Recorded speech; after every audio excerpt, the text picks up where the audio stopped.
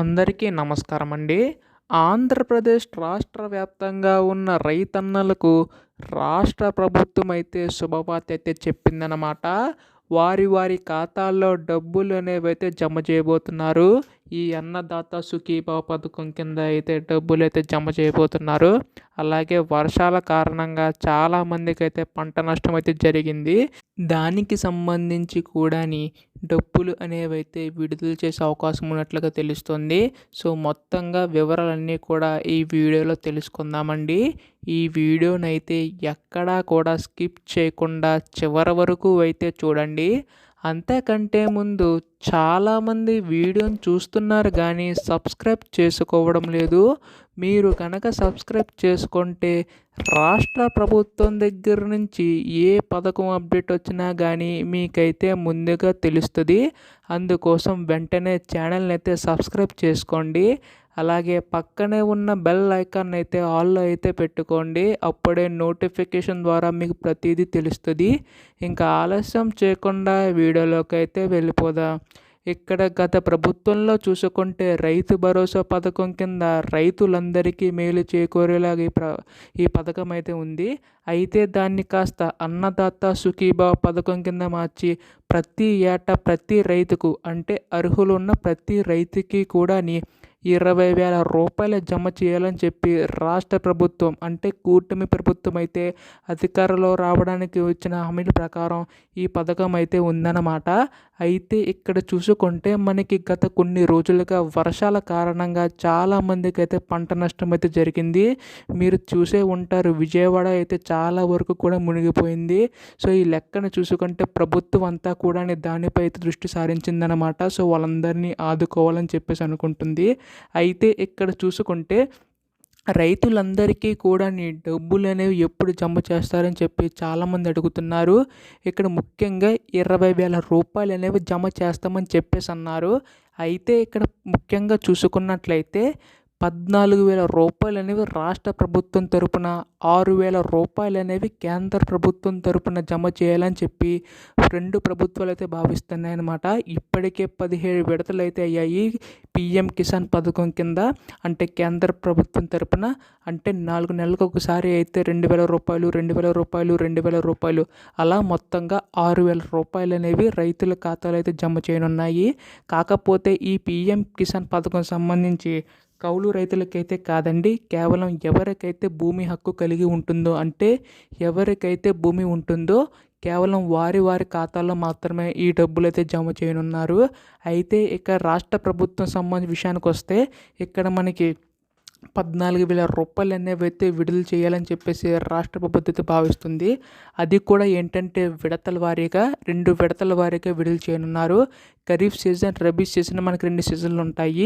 ఇప్పుడు ఖరీఫ్ సీజన్స్ సంబంధించి 7,000 రూపాయలు, రబీ సీజన్ సంబంధించి 7,000 రూపాయలు, మొత్తంగా 14,000 రూపాయలు అనేవి అయితే రైతుల ఖాతాలో జమ చేయాలని చెప్పి రాష్ట్ర ప్రభుత్వం అయితే భావిస్తుందన్నమాట.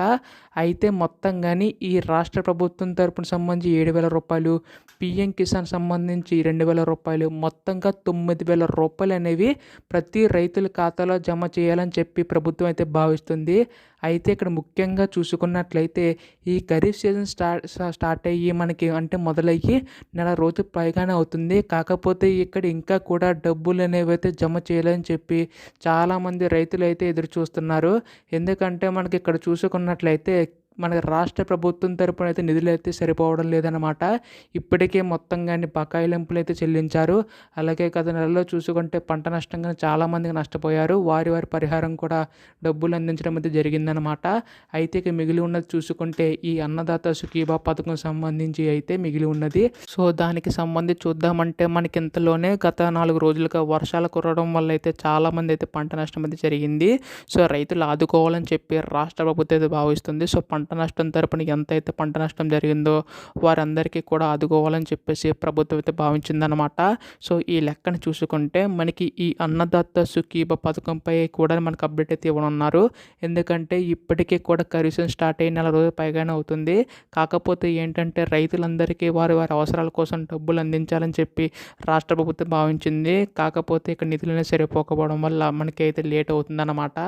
అంటే ముఖ్యంగా చూసుకున్నట్లయితే ఈ రైతులకు సంబంధించి ఖాతాలో డబ్బులు జమ చేయడానికైతే ఉన్నత స్థాయి క్యాబినెట్ మీటింగ్ పెట్టుకుని మనకి ఎంతెంత వేయాలి ప్రతిదీ కూడా తెలుసుకొని అప్పుడైతే మనకు వేయనున్నారండి. ఇక్కడ ముఖ్యంగా చూసుకున్నట్లయితే చాలామందికి ఏంటంటే ఖాతాలో జమ చేసిన తర్వాత డబ్బులు పడాలని చెప్పి చాలా ఇష్యూస్ ఉన్నాయి. అవి కూడా పరిష్కరించే అవకాశం ఉంది. ఎందుకంటే మనకి ఇక్కడ తెలంగాణ ప్రభుత్వంలో చూసుకున్నా కానీ ఖాతాలో రైతు రుణమాఫీ చేసినా కానీ వారి ఖాతాలో డబ్బులు జమ కాలేదు. సో ఇక్కడ కూడా ఏంటంటే అలాంటి ఇష్యూస్ ఏమి రాకుండానికి ప్రభుత్వం అయితే అధికారులను అయితే ఆదేశించిందనమాట. సో ఖచ్చితంగా మీ యొక్క బ్యాంక్ అకౌంట్ సంబంధించి కరెక్ట్గా ఉండేలా చెక్ చేసుకోండి. ఎందుకంటే ఎప్పుడు జమ చేసినా కానీ మీ యొక్క బ్యాంక్ అకౌంట్ కరెక్ట్గా ఉంటేనే మీ యొక్క ఖాతాలో డబ్బులు అనేవి జమ అవుతాయన్నమాట. సో ముఖ్యంగా ఈ కేవైసీ అయితే చేయించుకోండి. ఎందుకంటే మనకి ఇక్కడ ముఖ్యంగా చూసుకుంటే గత ప్రభుత్వంలో ఉన్నా లేకపోయినా వేసేవారు. బట్ ఏంటంటే ఇప్పుడంతా కూడా స్ట్రిక్ట్ అయిపోయింది. సో ఖచ్చితంగా ఇవన్నీ చేయించుకుంటేనే మీకైతే వేస్తారనమాట. ఎందుకంటే అనర్హులందరినీ కూడా పక్కకి తొలగించడం అయితే రాష్ట్ర ప్రభుత్వం భావిస్తుంది. ఎందుకంటే మనకి నిధులను అంతంత మాత్రమే అయితే ఉన్నాయి రాష్ట్ర ప్రభుత్వం తరపున అయితే. సో ఖచ్చితంగా అక్కడ భారం తగ్గించాలని చెప్పేసి ఎవరైతే కరెక్ట్గా అర్హులు ఉంటారో కేవలం వారి ఖాతాలో డబ్బులు జమ చేయాలని చెప్పి రాష్ట్ర ప్రభుత్వం అయితే భావిస్తుంది. సో ఇందుకోసం ఏంటంటే సో మీ యొక్క బ్యాంక్ అకౌంట్ అంతా కరెక్ట్గా ఉండేలా చెక్ చేసుకోండి. ఈ కేవైసీ అయితే చేయించుకోండి. అలాగే మీ యొక్క ఫోన్ నెంబర్ అండ్ అలాగే ఆధార్ కార్డ్ నెంబర్ లింక్ అయ్యేలా చెక్ చేసుకోండి బ్యాంక్ అకౌంట్ సంబంధించి కూడా. సో ఖచ్చితంగా ఇవన్నీ డాక్యుమెంట్స్ అయితే రెడీ చేసుకోండి. ఒకవేళ కొత్తగా ఎవరైనా అప్లై చేసుకోవాలంటే కూడా అప్లై చేసుకోవచ్చు అనమాట. సో మీ రైతు భరోసా కేంద్రాల దగ్గర రైతు భరోసా కేంద్రాల దగ్గర కానీ సచివాలయం దగ్గరికి కానీ వెళ్ళినా కానీ వారైతే మొత్తం చెప్తారనమాట. సో ఈ విధంగా అయితే మనకైతే అప్డేట్ అయితే రావడం అయితే జరిగిందండి. సో చాలామంది అడుగుతున్నారు ఎప్పుడెప్పుడు వీడియోలు చేస్తారని చెప్పేసి. మనకైతే తొందరలోనే వీడియోలు చేసే అవకాశం ఉంది. ఇది కథ అంటే మనకి వినాయక చవితి అవ్వగానే మనకైతే వీడియోలు చేసే అవకాశం ఉంది.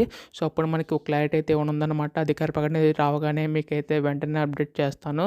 అందుకోసం మీరు వెంటనే ఛానల్ అయితే సబ్స్క్రైబ్ చేసుకుని సపోర్ట్ చేయండి. ధన్యవాదములు. జై హింద్.